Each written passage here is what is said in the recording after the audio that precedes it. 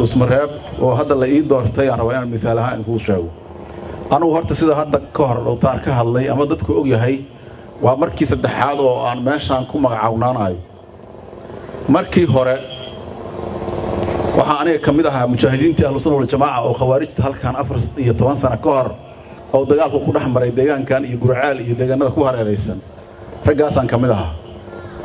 muddo markaa nimankiis haysanay maamulka oo noo jirana aan la arag dawladna taageerana aysan jirin beesha caalamkuna aysan noo soo jeedin oo jabhad aan nahay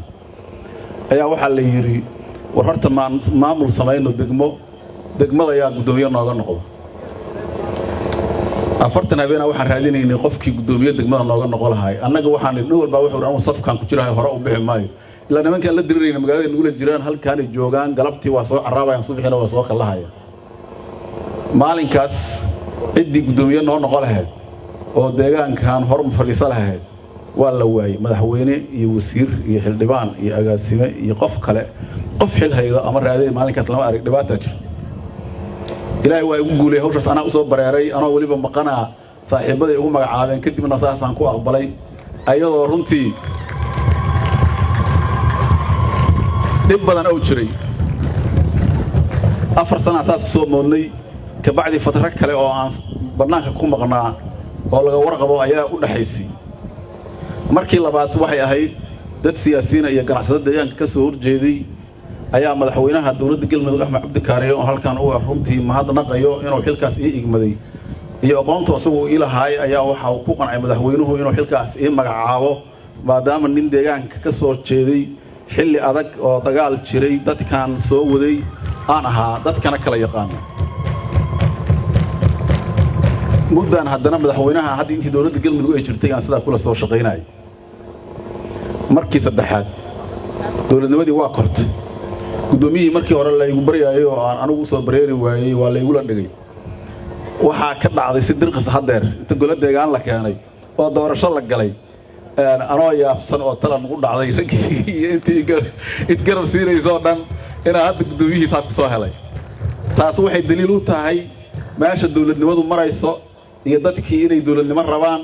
inay cabsidii shabaab ka soo baxday horumarkii iyo dawladnimadii dadkii oo dhan inay shucuubtii oo dhan dareertay qof walba maaragtay inay han siyaasadda ka leedahay hadda waxaan dareemayaa runtii mas'uuliyaddaanu inay tii hore ka culus tahay dhowr qodob qof kasta oo halkaan yimid oo caawa hadlay iyo markii hore aan horta markiiba golaha deegaanka naloo soo doortay waan la dhaariyay horta laba kitaab hadda sidaan ku qabnaa anaga weligii kitaab baan iyo rumna ku amaray markaan ka hor maalmadana xogaa xanuunsan waxa soo kitaabiya ku hayo ilaa markii hadda inta ka dhaxaysa qof kasta noo timaad waxay leedahay waa la xisaabtama xilku kii hore maahan hamuur badan la idinkaga fadhiyaa waxa la rabaa saas in wax loo qabto tan laga dhaco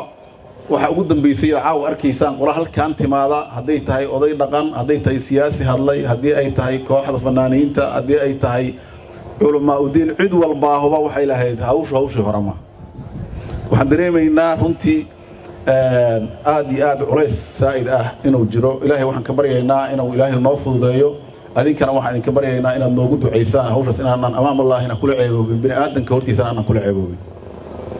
waxaan kaloo rabaa reer Dhuusmareebeed iyo dadka caasimadda degan isbedel ay yimid maamulkii gola deegaana loo sameeyay 60 sano kadib ilaahay waa ku mahadsan inaan heerkaas soo gaarno waxa la rabaa maamul cusub iyo caasimad cusub iyo dadweyne hore u socda oo cusub inta san la helo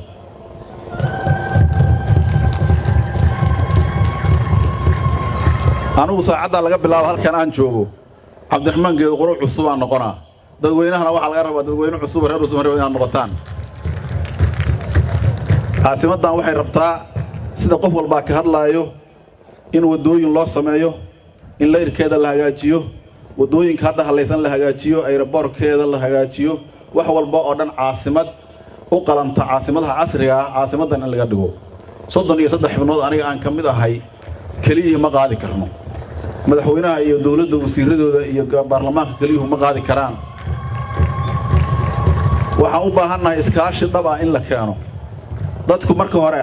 qof walba waxa la qabto waa la fiican yahay horaha loo socdo hal tallaabo qaado ayaa qof walba sameynaa laakiin markii gurigiisa wada ku timaad ayuu wuxuu rabaa inuu xildhibaano iyo odayaal iyo wax ganacsato heli karo inuu yimaado wiilaa guriga nabiga ka balamo meesha uu ku olaa jiray weligiisa wadana ma ahayne allaha halaadooyay la jibin yaa laga dhicin taas yaana isugu imaanin gurigii wada ku timaad iyo ganacsigii uu ku yimaado waa la jibinaa waxaan rabaa halkan inaan ka amaano runtii hadda wada cusub oo laami la saaray ayaa jiro laami weyn aan ahayn 18 guri aan ku soo jabinay wadadaas dadweynaha waxaan ku qancinay wadadan inaan horta marka hore bilowno daahir Ismaani la yiraahdo daahir Koobi ayaan rabaa halkan inaan ka amaano ayaa wuxuu sameeyay markii u horeysay guri filaaha u dhisnaayo u dumiyay isagoo aan ciidan qarash ku siin ciidan aan u soo dirin si wadada laamiga loo marsiyo gurigiisa intii kale waa ku daysatay waxaan rabaa inaan asaga ku amaano iyo intii hawshaas ka qayb qaadatay oo dhan dadkana waxaan ka rabnaa sida daahir oo kale qof walba inay maaragtay gurigiisa uu nala dumiyo oo nooga horeeyo markii magaaladu ay yeelato laamiyaal layrkeedu xariirsamo interlock aan dhigno aan wadanka dhirayno nadaafadan aan hagaajino markaas magaaladu magaalo lagu cibaadeysan karo caalamkan loogu yeeri karo ayay noqon kartaa taasaan u baahanahay marka taa waxaan rabaa in chapterka inaan intaas ku xiro waxaan boorinaa runtii dadaalka qawaarijta looga soo horjeedo oo Soomaaliya oo dhan ka socda ilaahay intii nooga shahiidayna uu naxariisto intii nooga dhaawacantana allaha caafiyo haddaan nahay maamulka caasimadda iyo dadweynaha caasimadda Dhuusamareeb degan annagu hawshaas horeyaan koow ugu ahayn haddana waa garab taagannahay meel walbo qawaarijta lagu la diriraayo af iyo adin annagu diyaar u nahay waxaan ka baqaynana ma aan horaan isugu soo daalnay qof kasto annaga naga mid ah waqtigiisa sugaa ma ahana annaga iyaga waa u dilanahay ilaahay baana waxna dila waxna nooleeya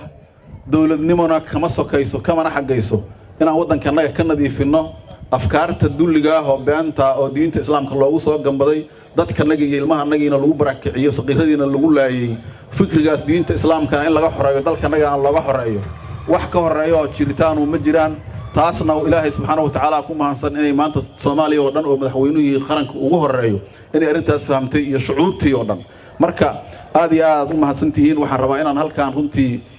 uga mahad celiyo madaxweynaha iyo wasiirka arrimaha gudaha ee dawladda Galmudug oo hawshaan golaha deegaanka aad iyo wasiirada oo dhan iyo runtii maaragtay baarlamaanka oo maamulkan inuu dhismo waqti badan ku lumiyay juhdi badan ku lumiyay dhibaatooyin badan lagu soo gaarsiiyay waxaan rabaa inaan si gaar ah u sii amaano wasiiradii iyo xildhibaanadii deegaanka hadda aan joogno ka soo jeeday oo maaragtay dhabarka iskaga jabiyay in hawshaas ay suurta gasho waxaan rabaa halkan wasiirka arrimaha gudaha ee federaalka oo habeenkii afraad si hawshaan ay u suurta gasho Dhuusamareeb ugu hooyanaya inuu maaragtay aan ku amaano hawshaas dhabar adayga leh aan ka codsado inuu maaragtay asaga iyo cid kasta ee garanayo iyo wasaaradaha qaybadooda kala duwan oo dhan iyo dawladda Galmudug inay maaragtay maamulkan la qaado indhihiisa naloo furo meel walba wax ku jiraan nala garaaco garabkana si xoog ah naloo saaro aad u mahadsantihiin salaamu alaykum warahmatullahi wabarakatuh